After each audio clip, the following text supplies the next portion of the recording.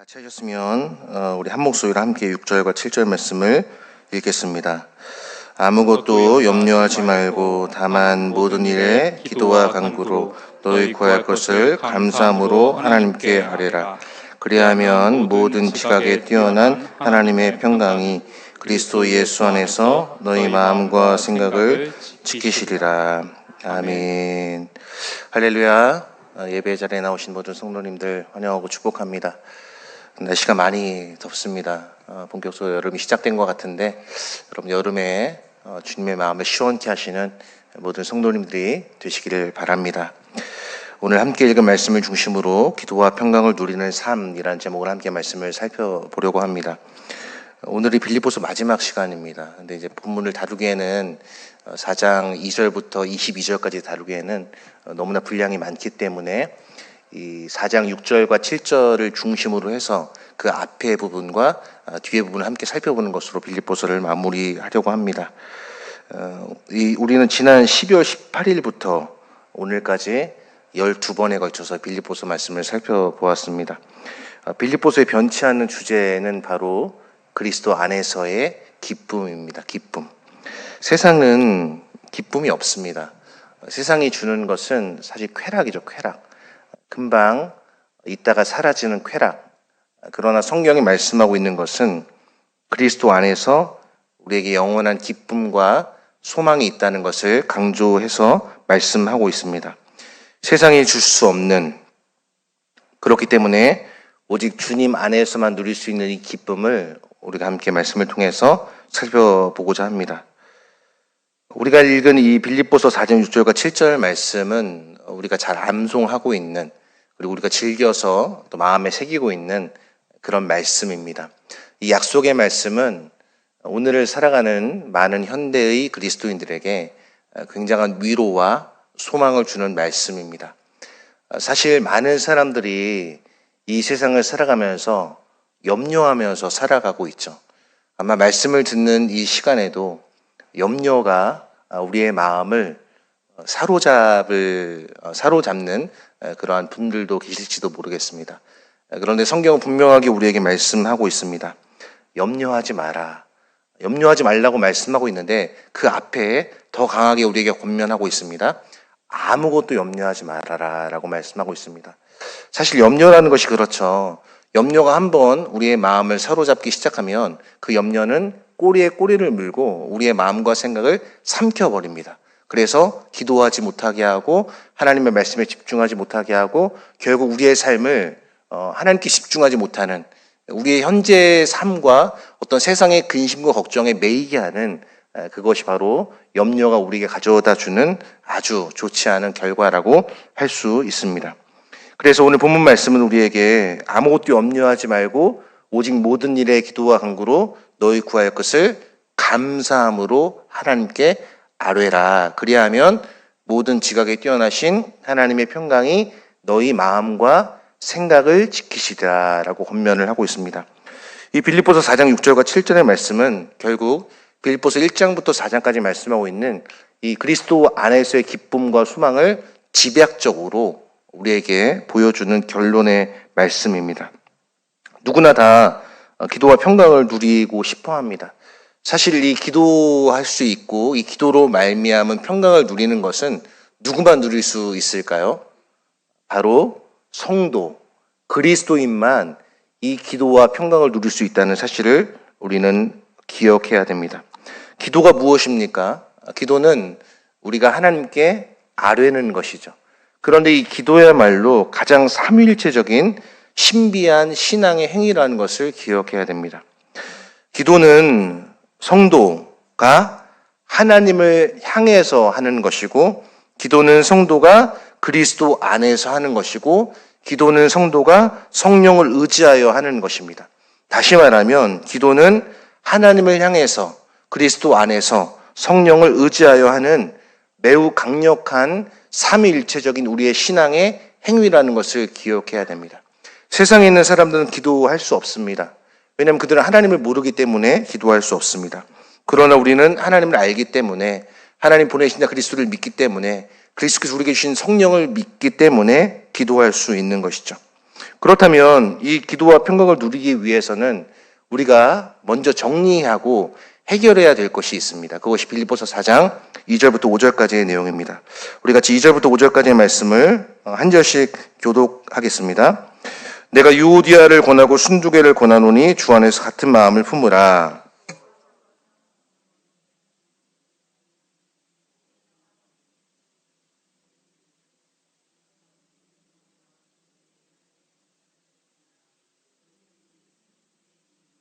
주 안에서 항상 기뻐하라. 내가 다시 말하노니 기뻐하라. 네. 자, 이 갈등과 분열을 해결하라는 것이죠. 제일 첫 번째로 먼저 기도와 평강을 누리기 위한 전제 조건이 있는데 그것이 4장 2절부터 5절까지 말씀하고 있는 갈등과 분열을 해결하라는 것입니다. 당시에 빌립보 교회 안에는 여성 지도자들이 많이 있었던 것으로 보입니다. 왜냐하면은 이 빌립보 교회의 시작이 사도행전 16장에서 말씀하고 있는 것처럼 바울이 유럽에서 개척한 첫 번째 교회가 바로 빌립보 교회였고, 특별히 루디아라는 자주장사, 이 옷감 자주색 옷감 장사를 하는 그 루디아가 빌립보 교회의 첫 문을 연 사람이었기 때문에 아마 이 여성 지도자들의 역할이 당시 빌립보 교회 안에 매우 컸던 것으로 보입니다. 유오디아와 순두개, 오늘 2절에서 말씀하고 있는 이 유오디아와 순두개도 그렇게 빌립보 교회를 사도 바울과 함께 매우 헌신적으로 그리고 열심히 힘을 다해서 섬겼던 여성 지도자였던 것으로 보입니다. 그런데 이 유오디아와 순두개 사이에 갈등이 있었고, 이 갈등은 당시에 빌립보 교회에 매우 좋지 않은 영향력을 끼쳤던 것으로 보입니다. 그래서 오늘 바울이 이 두 사람의 이름을 직접 거명하면서 이들을 화해시킬 것을 말씀을 하고 있습니다.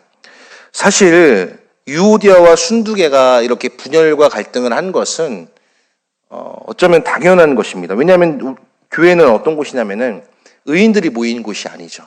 교회는 죄인들이 모인, 아주 연약한 자들이 모인 공동체이기 때문에 우리가 구원, 예수 그리스도를 믿음으로 말미암아 구원을 받았지만 여전히 옛 보성과 옛 성품이 우리 안에 머물고 있기 때문에 이 공동체 안에서 갈등과 분열은 어찌 보면 매우 자연스럽고 당연한 모습이라고 할 수 있습니다.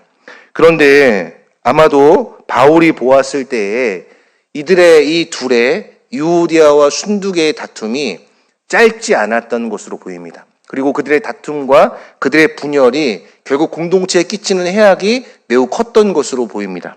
그래서 바울은 이 두 사람의 이름을 직접 거명하면서 자신이 목회적으로 개입할 것을 말씀을 하고 있습니다. 그러면서 무엇이라고 말씀하고 있습니까? 2절에 보면 주 안에서 같은 마음을 품으라. 주 안에서 같은 마음을 품으라는 것은 어떤 마음을 품으라는 것일까요? 바로 예수님께서 보여주셨던 그 낮은 마음, 그 겸손의 마음, 자기를 비운 그 비움의 마음을 품으라라고 말씀을 하고 있습니다. 그러면서 이들과 함께 멍에를 같이 한 사람들이 있는데 오늘 3절에 보시면은 글레멘드와 그 외에 나의 동역자들을 도우라. 그 이름들이 생명책에 있느니라 라고 말씀합니다. 여러분, 생명책에 이름이 있다는 것, 이들이 구원받았다는 것을 의미하는 것이죠. 우리가 구원을 받았다는 것, 하나님의 생명책에 우리의 이름이 기록되어 있다는 것, 이것은 사실 우리에게 기쁨을 가져다 주는 것입니다. 그런데 여전히 교회를 세워가고 또 일꾼들과의 협력을 통해서 교회를 이렇게 세워가는 과정에서 여지없이 그 갈등과 분열의 양상이 유오디아와 순두개에게 있었던 것으로 보입니다. 오늘날도 마찬가지입니다. 우리의 목장 안에서, 우리의 교회 안에서 얼마든지 이러한 갈등과 분열은 일어날 수 있습니다. 중요한 것은 무엇일까요? 그 갈등과 분열이 일어났을 때 같은 마음을 품고 화해하고 그 분열이 확대되지 않도록 조기에 봉합하는 것이 중요하다는 교훈을 지금 말씀해 주고 있는 것이죠. 그래서 3절에 보시면은 또 참으로 나와 멍에를 같이 한 내게 구하노니 복음에 나와 함께 힘쓰던 저 여인들을 돕고, 그러니까 그 여인들이 서로 화해하고 서로 그 분열을 끝내고 화합할 수 있도록 도우라라고 적극적으로 권면을 하고 있습니다. 그러면서 말씀하고 있는 해결책이 무엇이냐면 4절 말씀입니다. 주 안에서 항상 기뻐하라. 내가 다시 말하노니 기뻐하라. 너희 관용을 모든 사람에게 알게 하라. 주께서 가까우시니라 라고 말씀하고 있습니다. 여러분, 기뻐할 수 있는 이유는 무엇일까요? 여러분들은 지난 3일 동안 또 오늘 하루 살아오시면서 어떤 것 때문에 기쁘셨습니까? 어떤 것 때문에 여러분들의 마음이 막 요동을 치셨습니까? 사도 바울은 지금 감옥 가운데 있습니다. 그런데도 그는 주 안에서 항상 기뻐하라. 내가 다시 말하노니 기뻐하라 라고 권면을 하고 있습니다. 여기서 두 번이나 사도 바울이 강조하고 있는 이유는 이 기뻐하라는 명령을 지키는 것이 그만큼 중요하기 때문에 강조하고 있는 것이고, 또 하나는 이 기뻐하라는 명령을 지키는 것이 매우 어렵다는 것을 의미하는 것입니다. 사실 우리의 인생이 그렇죠. 우리의 인생을 살다 보면 기뻐할 것이 많습니까? 짜증낼 것이 많습니까? 기뻐할 것이 많습니까? 예, 할렐루야. 예. 그런데 여러분, 어떤 분들은 기뻐할 것이 많을 수 있지만 어떤 분들은 막 짜증나고 화가 나고 이런 속상하고 이러한 일들이 참 많을 수 있지 않겠습니까? 물론 사람마다 다 다른 것이겠지만은, 그런데 사도 바울은 주 안에서 기뻐하라라고 말씀합니다. 그 기쁨의 근거를 어디에서 찾을 것을 말씀하고 있냐면 주 안에서, 그리스도 안에서, 예수 안에서. 여러분, 바로 이것이 성도의 주소이죠. 성도의 정체성이죠. 우리가 기뻐할 수 있는 근거는 내가 건강하기 때문에, 내가 돈을 잘 벌기 때문에, 또는 우리 가정이 앞으로 형통한 길을 걷고 있기 때문에 기뻐하는 것이 아닙니다. 지금 사도 바울이 처해 있는 상황, 그리고 분열과 갈등의 양상에 있는 이러한 공동체를 향해서 사도 바울은 무엇이라고 말하고 있습니까? 주 안에서 기뻐하라. 내가 다시 말하노니 기뻐하라. 그래서 항상 기뻐하라라고 말씀하고 있습니다. 그러니까 항상 주 안에 있다는 사실을 성도는 명심해야 된다는 거예요. 그러니까 내가 돈이 갑자기 많이 벌리고, 그다음 나의 건강이 증진이 되고, 내 주변의 상황이 점점 더 나아지는 것 때문에 기뻐할 수 있습니다. 그러나 그건 진짜 기쁨의 이유가 아니라는 거예요. 중요한 것은 내 주변의 환경이 어떠하든지 간에 나 자신이 그리스도 안에서 내 정체성을 발견한다면, 내가 그리스도 안에 있고 그리스도가 내 안에 있다는 그리스도 연합 관계에 내가 형성되어 있다면 그 사람은 어떻게 할 수 있냐는 것이냐면 바로 기뻐할 수 있다는 것입니다. 주 안에서 항상 기뻐하라. 내가 다시 말하노니 기뻐하라 라고 말씀하고 있습니다. 사랑하는 성도 여러분, 이 기쁨이 저와 여러분에게 가득하기를 바랍니다. 사실 여름이 되면은 불쾌지수도 올라가고요. 사실 기뻐하기가 굉장히 쉽지가 않습니다. 그러나 우리가 이 말씀을 기억한다면 이 빌립보서의 전체 메시지가 기쁨이잖아요. 기쁨. 주 안에서 항상 기뻐하라. 내가 다시 말하노니 기뻐하라. 이 하늘나라의 기쁨, 예수 그리스도로 말미암은 이 기쁨, 우리가 구원을 받았고 우리의 이름이 생명책에 기록되었다는 기쁨, 이 기쁨이 우리 안에 가득 넘쳐날 때 우리의 공동체는 비로소 이 갈등과 분열을 끝내고 화해와 화합으로 나아갈 수 있는 근거를 얻게 되는 것입니다. 그러면서 5절에 너희 관용을 모든 사람에게 알게 하라. 주께서 가까우시니라 라고 말씀을 하고 있습니다. 여기서 말하고 있는 관용을 우리가 좀 생각해 볼 필요가 있습니다. 관용. 관용하면 여러분 어떤 나라가 떠오르십니까? 유럽의 한 나라가 이 관용으로 유명한 나라가 있는데요. 저도 가보지는 않았지만 프랑스라는 나라죠. 프랑스라는 나라. 이 프랑스라는 나라에서 제일 중요한 가치가 무엇이냐면 바로 이 관용입니다. 관용. 이것을 똘레랑스라고 말을 합니다. 똘레랑스. 넓은 마음을 말하는 것이죠. 그런데 이것은 이 관용의 의미는 성경에서 말하고 있는 관용의 의미와는 조금 다릅니다. 우리는 보통 관용의 의미를 어떻게 이해하고 있냐면은 포용한다, 용인한다, 이렇게 많이 이해를 하고 있죠. 특별히 나와 다른 의견과 사상과 행동과 종교를 갖고 있는 사람들을 향해서 비판 없이 그들을 인정하고 받아들이는 태도가 바로 이 관용이라고 할 수 있죠.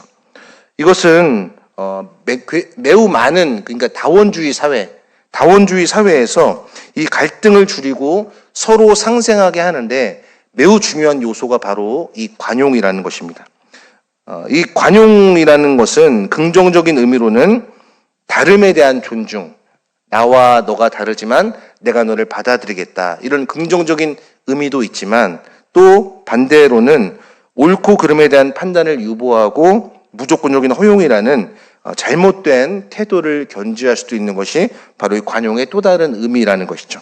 그러나 성경적인 관용은 무엇이냐면은 이것은 단순한 허용 정도의 의미가 아니라 온유함, 너그러움, 친절함, 합리성, 부드러움 또는 과도한 엄격함을 피하는 이러한 태도가 모두 다 포함된 단어가 무엇이냐면 바로 이 관용이라는 것입니다. 관용. 바로 주님께서 우리에게 보여주셨던 자비로움과 그 사랑과 인애, 그것이 바로 관용에서 드러나야 할 삶의 모습이라는 것을 말씀해 주고 있는 것입니다. 그렇기 때문에 우리들은 이 관용의 정신을, 주님께서 보여주셨던 이 관용의 정신을 마음에 품고 살아가야 되는 것이죠. 그런데 사도 바울은 그 다음에 뭐라고 표현하고 있냐면은 주께서 가까우시니라. 여기서 주께서 가까우시다라는 의미를 두 가지로 우리들이 생각해 볼 수 있는데 첫 번째는 무엇이냐면 주님의 임재가 있다는 것이죠. 그러니까 주님이 내 옆에 계신다. 이런 의미로 우리가 해석할 수 있는 것이고 두 번째는 주님이 다시 오신다. 주님이 재림하신다. 여러분 사실 성도의 가장 큰 소망은 어디에 있을까요? 주님의 재림에 있는 것입니다. 주님께서 다시 이 땅 가운데 우리를 하나님 나라로 데려가시기 위해 오신다. 통치를 하러 오신다. 그것이 진짜 성도의 소망이 되는 것이죠.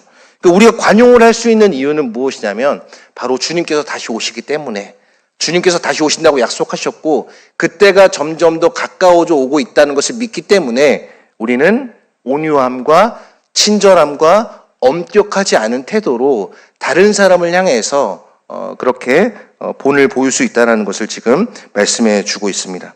이렇게 갈등과 분열을 해결하면 어떻게 이제 그 다음이 나아가야 되냐면은 기도와 평강을 누리는 삶으로 나아갈 수 있습니다. 그것이 6절과 7절 말씀인데요. 우리 6절, 7절 말씀을 다시 한번 같이 읽어보겠습니다. 아무것도 염려하지 말고 다만 모든 일에 기도와 간구로 너희 구할 것을 감사함으로 하나님께 아뢰라. 그리하면 모든 지각에 뛰어난 하나님의 평강이 그리스도 예수 안에서 너희 마음과 생각을 지키시리라 라고 말씀을 하고 있습니다. 자, 사실 염려라는 것은 그렇죠. 염려한다고 예수님께서 말씀하신 것처럼 우리의 키가 자라겠습니까? 염려한다고 문제가 해결이 되겠습니까? 티베 속담에 그런 속담이 있다고 합니다. 염려를 해서 염려가 없어지면 염려를 하지 않겠네. 그러니까 걱정을 해서 걱정이 없어지면 걱정을 하지 않겠네. 이런 표현인데요. 여러분 사실 그렇죠. 우리가 세상을 살아가다 보면은 수많은 염려를 하죠. 우리 한국인들의 대표적인 염려는 뭐가 있을까요? 우리가 개인이 생각해 볼 때 가정의 염려가 있죠. 가정의 염려. 자녀들을 보면 염려되는 게 있죠. 저도 이렇게 삶을 살아가면서 이제 자녀를 키우면서 어떤 생각이 드냐면은 부모님께서 하셨던 말씀이 계속 떠올라요. 이게 뭐냐면은 너 그렇게 해서 어떻게 살아갈래? 이제 이런 말이었거든요. 근데 제가 지금 자녀를 키우면서 드는 생각이 그거예요. 제가 저렇게 해서 어떻게 될까? 그러니까 물론 여기에는 이제 그 기대도 포함되어 있는 것이지만 사실 기대보다는 어떤 게 더 많이 들어가 있는 것입니까? 염려와 걱정과 불안과 두려움이 사실 그 무릎 안에 더 많이 들어가 있는 것이죠. 아마 여러분도 동일할 거라고 생각을 합니다. 또는 어떤 게 있을까요? 내 건강. 참 오늘날 한국 사회는 너무 건강에 대해서 강조를 하고 있어요. 이게 긍정적인 측면도 있지만 또 부정적으로는 오죽하면 건강 염려증이라는 게 있겠습니까, 여러분? 아무 이상이 없는데 혹시 내가 어디 아프면 혹시 암인가? 물론 그럴 수 있죠. 그러나 이 건강 염려증이라는 것은 절대 우리의 삶에 도움이 되지 않는다라는 것을 알고 있어야 됩니다. 그래서 예수님께서는 염려하지 말라라고 우리에게 말씀하고 계십니다. 오늘 사도 바울도 아무것도 염려하지 말라고 강하게 우리에게 명령하고 있습니다. 그러면은 염려하지 않아야 한다면 어떻게 해야 되는 걸까? 그 염려가 우리의 삶의 대안이 아니라는 것이죠.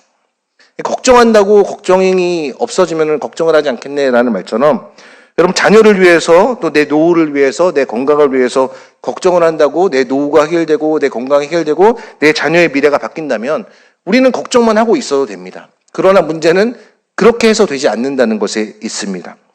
오늘 그렇기 때문에 사도 바울은 무엇이라고 우리에게 대안을 제시하고 있냐면 다만 모든 일에 기도와 간구로 너희 구할 것을 감사함으로 하나님께 아뢰라 라고 말씀하고 있습니다. 처음에 말씀드렸던 것처럼 기도는 성도만이 할 수 있는 매우 신비로운 신앙의 행위로 삼위일체적인 우리 신앙의 행위입니다. 기도는 성도가 하나님을 향해서 그리스도 안에서 성령을 의지하여 기도하는 것인데 바로 이 염려를 붙들어 매게 하는 것이 무엇이냐면 바로 기도라는 것이죠. 기도. 그러니까 기도하지 않으면 염려할 수밖에 없습니다. 염려하면 기도할 수 없습니다. 염려라는 것을 기도의 끈으로 꽉 묶어야 되는 거예요. 그럴 때 비로소 우리가 염려에서 벗어나 하나님을 신뢰하고 하나님께 우리의 삶을 맡기는 그러한 자세로 나아갈 수 있는 것이죠. 특별히 여기 아뢰라라는 것은 어떤 의미냐면은 알려지게 하라라는 명령입니다. 알려지게 하라. 그러니까 너희의 간구와 너희의 기도가 하나님께 알려지게 하라는 것이죠. 알려지게 하라. 그러니까 여기서 말하는 기도는 우리가 하나님께 드리는 이제 우리의 신앙 행위를 말한다면 간구는 무엇을 말하는 것일까요? 구체적인 우리의 기도의 제목. 예를 들어 나의 건강, 나의 자녀들의 어떠한 모습, 이러한 모습을 가지고 하나님 앞에 나아가라는 거예요. 그리고 그러한 것이 하나님께 알려질 수 있도록 염려가 우리 마음을 주장하게 하지 말고 기도가 우리의 마음을 주장하게 하라라고 말씀을 하고 있는 것입니다. 그런데 여기 보시면은 너희 구할 것을 어떻게 아뢰라고 우리에게 말씀하고 있습니까? 감사함으로 하나님께 아뢰라. 감사함으로. 여러분 사실 우리는 습관적으로 감사합니다라는 말을 많이 합니다. 저도 오늘 감사합니다라는 말을 이렇게 생각해 보니까 많이 했더라고요. 그런데 진짜 우리가 기도할 때 하나님 앞에 감사하면서 기도하고 있는지,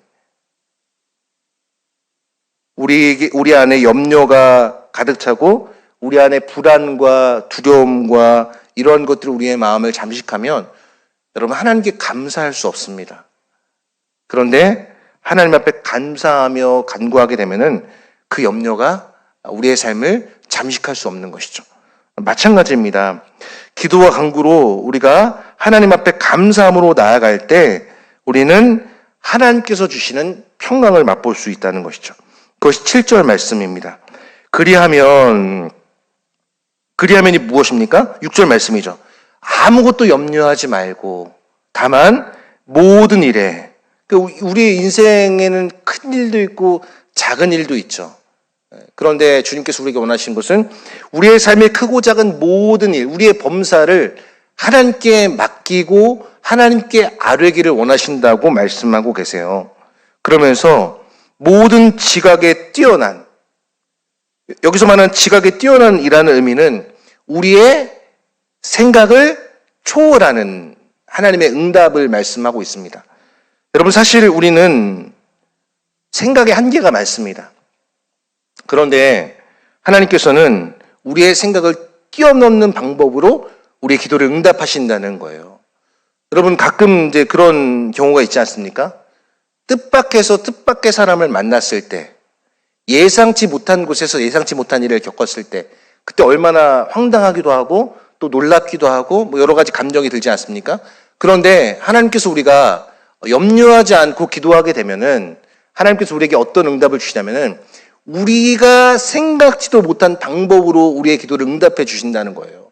그러니까 우리는 하나님은 이렇게 응답해 주시겠지, 하나님이 이렇게 응답해 주실 거야 라고 정형화된 방법으로 생각을 하고 있다는 말이에요. 그런데 하나님께서는 모든 지각에 뛰어난, 그러니까 우리의 생각 안에 갇혀서 하나님이 기도 응답을 해주시는 것이 아니라 그 크시고 그 높으시고 그 넓으신 하나님의 뜻이 우리의 생각을 뛰어넘는 방식으로, 그러니까 우리가 생각지도 못한 방식으로 하나님께서 우리에게 기도 응답을 해주신다는 거예요.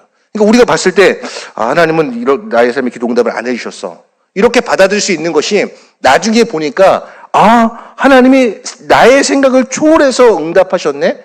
우리가 주일에 예배를 드릴 때 우리가 임내송으로 부르는 찬양 있잖아요. 그 찬양의 가사를 한번 생각해 보세요. 우리가 구하거나 간구하는 거나 우리가 생각하는 것에 더 넘치게 능히 이루실 이에게, 그 주님께서 우리가 그렇게 감사함으로 염려를 묻고 기도하면 그 생각지도 못한 하나님의 평강으로 우리의 마음과 생각을 지켜주신다고 말씀하고 있습니다. 신앙생활은 결국 마음과 생각을 지키는 것입니다. 마음과 생각이 무너지기 시작하면 그 안에 불신과 두려움과 불안과 온갖 사단이 주는 생각으로 가득 차게 되면 결국 우리는 무너지게 되어 있습니다. 그런데 염려하지 않고 기도하게 되면 이 하나님의 평강, 여러분 예수님께서 이 땅에 평강의 왕으로 오셨고 평강의 왕으로 오셨잖아요. 그 평강의 왕이신 주님께서 이사야 20장 3절에 뭐라고 말씀하십니까? 심지가 견고한 자를 평강에서 평강으로 이끄신다고 말씀하고 있습니다. 그러니까 주님께 굳게 서서 주님을 꼭 붙잡는 사람에게 하나님께서 평강에서 평강으로 인도하는 복을 주신다라고 말씀을 하고 있습니다. 이랬다가 저랬다가 왔다 갔다 하는 사람에게는 하나님의 평강이 없습니다. 여러분, 사람들이 평화를 누리려고 어떠한 행동들을 합니까? 클래식 음악을 틀어놓죠. 그 다음 명상을 하죠. 그런다고 찾아오는 게 평강이 아닙니다. 마음의 안식은 누릴 수 있을지 모르겠습니다. 그러나 진정한 평강은 그리스도께서 우리의 마음을 다스리실 때 그때 진정한 평강이 임하는 것입니다. 그것을 지금 사도 바울은 우리에게 말씀해 주고 있습니다.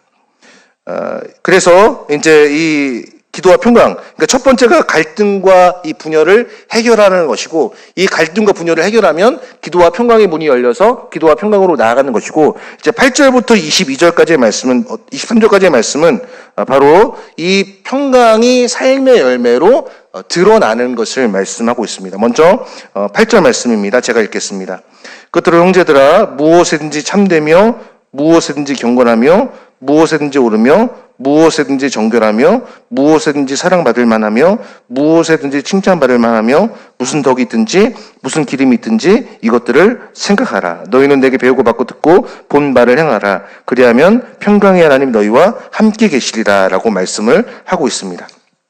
즉 이 4장 6절부터 7절까지 말씀하고 있는 이 기도와 평강을 누리는 삶이 실제 우리의 일상 가운데 어떻게 나타나고 유지되는지를 보여주는 그 구체적인 적용점들이 뭐냐면은 방금 제가 읽은 빌립보서 4장 8절과 9절 말씀이에요.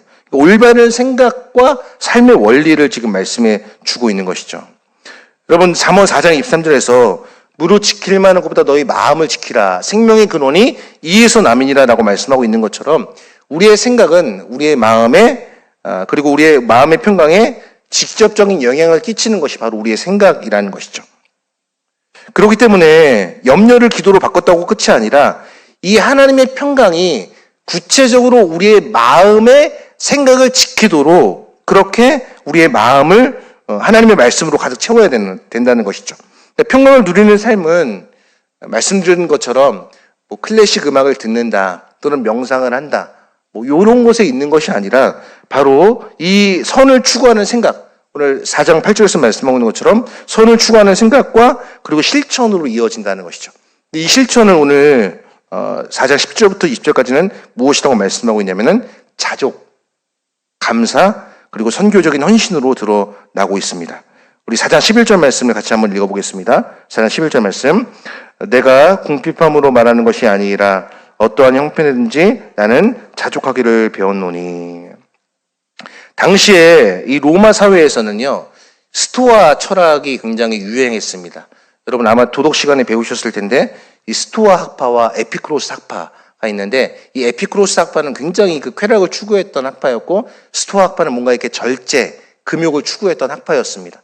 당시에는 이 스토아 학파가 주장하는 이 금욕, 그러니까 자족, 나는 괜찮아, 나는 자족할 수 있어. 이것이 당시 로마 사회를 이렇게 주름 잡고 있던 세계관이었습니다.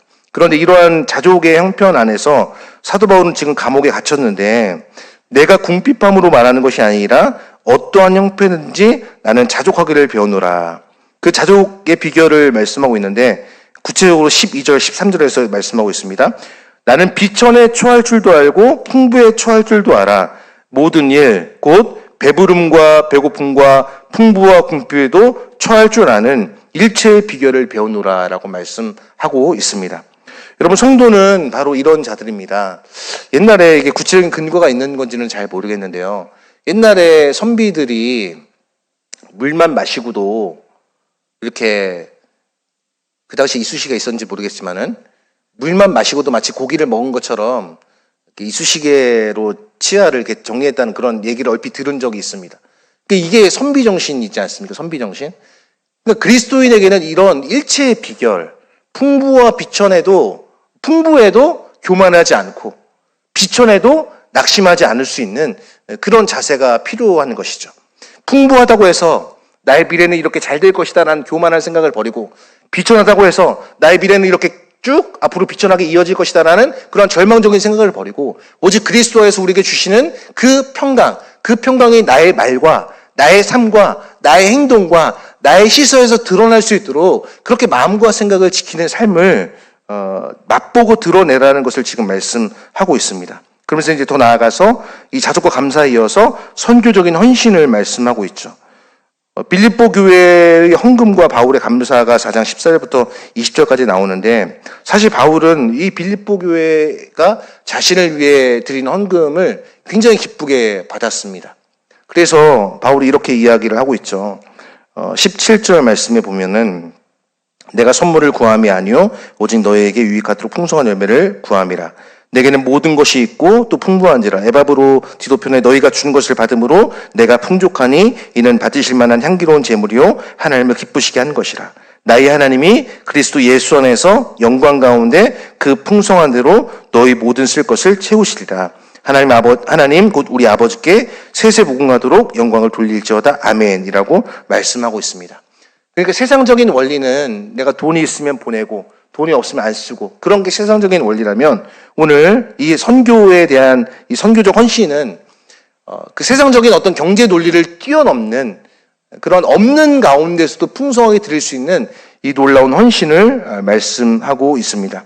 그리고 마지막 21절부터 23절까지의 말씀은 성도들에게 문안하고 주 예수 그리스도의 은혜를 이 성도들에게 빌어주는 마지막 인사, 즉 사랑과 연합의 확인으로 그렇게 빌립보서가 마무리되고 있습니다. 사랑하는 성도 여러분, 우리의 삶에 염려가 없을 수 없습니다. 그러나 중요한 것은 세상 사람들도 염려하며 살아갑니다. 그래서 세상 사람들은 얼마나 걱정과 염려가 많습니까? 그런데 우리는 그리스도가 계시지 않습니까? 그리스도, 우리를 너무나 잘 알고 계시는 그리스도, 우리의 과거와 현재와 미래를 알고 계시는 그리스도, 우리를 장차 하나님 나라로 이끄실 그리스도, 그 그리스도를 믿는 성도들은 염려 대신 기도할 수 있어야 되는 것이죠. 그래서 그런 책 제목이 있습니다. 염려 조금, 기도 많이.